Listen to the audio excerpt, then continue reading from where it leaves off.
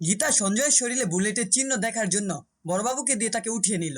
হ্যাঁ বন্ধুরা, গীতা এলএলবি ধারাবাহিকের আজকের পর্বে ধারাবাহিকের শুরুতে আমরা দেখতে পাই প্রিয়ম্পদা চ্যাটার্জির বাড়িতে। সেখানে শ্রী সুমনা এবং মোহনাকে পান ও দুধের গ্লাস নিয়ে আসতে বলে। কিছুক্ষণ পর শ্রী প্রিয়ম্পদা চ্যাটার্জিকে উদ্দেশ্য করে বলে, বিয়ের আগে তুমি কখনো মা হতে পারোনি, আর এখন বিয়ের পরে এসে মায়ের অধিকার ফলাতে চাইছো, সেটা তুমি কখনোই পারবে না। একথা বলে স্ত্রী সেখান থেকে চলে যায়। এরপর প্রিয়ম্পদা তার স্বামীকে বলে, আমাকে এত বড় অপমান করলো, এত বড় কথা শোনালো, আর তুমি চুপ করে দাঁড়িয়ে শুনলে, কিছুই বললে না। তখন প্রিয়ম্পদার স্বামী উত্তর দেয়, ও তো ঠিকই বলেছে, তুমি কখনোই এবারই কারো কাছে ভালো হতে পারোনি, এমনকি টিপের কাছেও না। একথা বলে অনুজিৎ ওখান থেকে চলে যায়। প্রিয়ম্পদা মনে মনে বলে, হয়তো আমি ওকে গর্বে ধারণ করিনি, কিন্তু আমি তোর মা, আমি কখনোই ওর খারাপ চাইনি। এর পরের দৃশ্যে দেখা যায় টিপ এবং সঞ্জয় তাদের ফুলসজ্জার ঘরে রয়েছে। সেখানে শ্রী এবং বাকিরা সবাই পান ও দুধের গ্লাস দিয়ে আশীর্বাদ করে, তুমি সুখী হও, ভালো থেকো, এই বলে শ্রী এবং বাকিরা ঘর থেকে বেরিয়ে যায়। কিছুক্ষণ পর প্রিয়ম্পদা এসে দরজায় টোকা দেয়। টিপ দরজা খুলে অবাক হয়ে বলে, তুমি কি জানো না আজ আমাদের ফুলসজ্জার রাত? তুমি এখানে এত রাতে কেন এলে? তুমি কি চাও আমরা রাস্তায় গিয়ে ফুলসজ্জার রাত কাটাই? তখন প্রিয়ম্পদা বলে, আমি এত রাতে এখানে আসতে চাইনি, তোমার সাথে পুলিশ অফিসার দেখা করতে এসেছে। পুলিশ অফিসার বড়বাবুকে উদ্দেশ্য করে টিপ জিজ্ঞেস করে, আপনারা এত রাতে এখানে কেন এসেছেন? বড়বাবু উত্তর দেয়, আমরা কোর্টের অর্ডার নিয়ে এসেছি, যতক্ষণ না প্রমাণ হচ্ছে উনি স্বস্তিক, ততক্ষণ পর্যন্ত আপনি কোনো বৈবাহিক সম্পর্কে জড়াতে পারবেন না, কোনো বৈবাহিক নিয়ম নীতি পালন করতে পারবেন না, কোনো বৈবাহিক সম্পর্কে জড়াতে পারবেন না।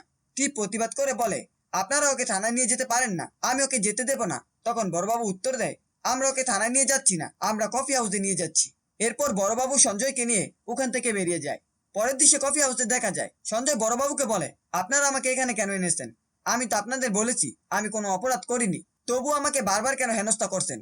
তখন বড়বাবু জিজ্ঞেস করে, আপনার নাম কি? সঞ্জয় রেগে গিয়ে বলে, আপনাদের আর কতবার বলবো আমি সঞ্জয় লাইরি, কেন শুধু শুধু এই প্রশ্নগুলো করছেন? বড়বাবু উত্তর দেয়, আমাকে এসব প্রশ্নের উত্তর না দিলেও গীতাকে ঠিকই দিতে হবে।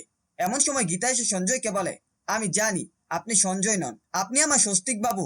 আজ আমাদের বিবাহ বার্ষিকী, এই দিন আপনার ফুলসজ্জা। তবে একটা কথা জানেন, আমি আপনার সন্তানের মা হতে চলেছি, কিছুদিনের মধ্যেই আপনার সন্তান পৃথিবীতে আসবে। আপনি সব ভুলে গেছেন, আমাকে, আপনার ভাই বোনকে, এমনকি আপনার বাবাকেও। তবে আমি আপনাকে কখনোই ভুলিনি, কারণ আপনি আমার সন্তানের বাবা। গীতার কথা শুনে সঞ্জয় চুপ থাকে। গীতা একগুচ্ছ ফুল দিয়ে বলে, হ্যাপি বিবাহ বার্ষিকী। তারপর গীতা আরো বলে, আমাকে দেখে আপনার কিছুই মনে পড়ছে না? আমি সেই গীতা যাকে আপনি চোখে হারাতেন, যার জন্য আপনি বাড়ি ছাড়তে দুবার ভাবেননি। কিছুক্ষণ পর টিপে সে বলে, আমি জানতাম এর পেছনে তোমার হাত আছে, এই পুলিশ অফিসার তোমার কথায় উঠে বসে। তখন গীতা বলে, হয়তো পুলিশ অফিসার আমার কথা শুনে, কিন্তু চাইলে তোমাকেও এখানে নিয়ে আসতে পারতো। সেটা করেনি কেন জানো? কারণ তোমার নামে কোনো কোর্টের অর্ডার নেই, কোর্টের অর্ডার ছাড়া পুলিশ কিছু করতে পারে না। এমন সময় ভজন মিত্তির এসে বলে, হ্যাঁ এটা তুমি ঠিকই বলেছো গীতা, কোর্টের অর্ডার ছাড়া কেউ কোনো কাজ করতে পারে না। যেমন বড়বাবু সুধা লাহিড়িকে বের করার জন্য কোর্টের অর্ডার এনেছে, তেমনি আমিও কষ্ট করে কোর্ট থেকে অর্ডার এনেছি। এখন থেকে সঞ্জয় টিপের বাড়িতে থাকবে। তুমি আবারও হেরে গেলে গীতা। গীতা তখন বলে, কোর্টে সবাই জানে এই গীতা যখন কোর্টে প্রবেশ করে পুরো ভারতবর্ষের ক্রিমিনাল এই গীতাকে দেখে ভয় পায়। আর টিপ, তুমিও সেই ক্রিমিনালের মধ্যে একজন।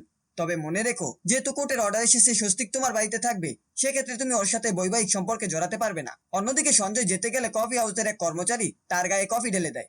তখন গীতা এগিয়ে গিয়ে বলে, তোমার শরীর তো পুড়ে যাবে। এমন সময় টিপ এগিয়ে এসে বলে, তুমি আমার স্বামীর গায়ে হাত দেবে না। আমি বুঝতে পারছি তুমি বুলেটের চিহ্ন দেখার জন্য এগুলো করছো, কিন্তু সেদিন তো তোমার শ্বশুর মশাই এগুলো দেখে গেছেন, তারপরও কেন তুমি এসব করছো? গীতা জবাব দেয়, আমার শ্বশুর মশাই চোখে ছানি পড়েছে, ডাক্তার বলেছে কিছুদিনের মধ্যে অপারেশন করাতে হবে, দিনে 5 বার চোখে ড্রপ দিতে হয়, তাই আমি ওনাকে বিশ্বাস করতে পারছি না। তখন টিপ বলে, আর এই জন্যই তুমি বারবার এসব চেক করছো। তবে মনে রেখো, আমি কোনোদিন তোমাকে এই খেলা জিততে দেব না। গীতা উত্তর দেয়, কে জিতবে কে হারবে সেটা তো কোর্টেই দেখা যাবে।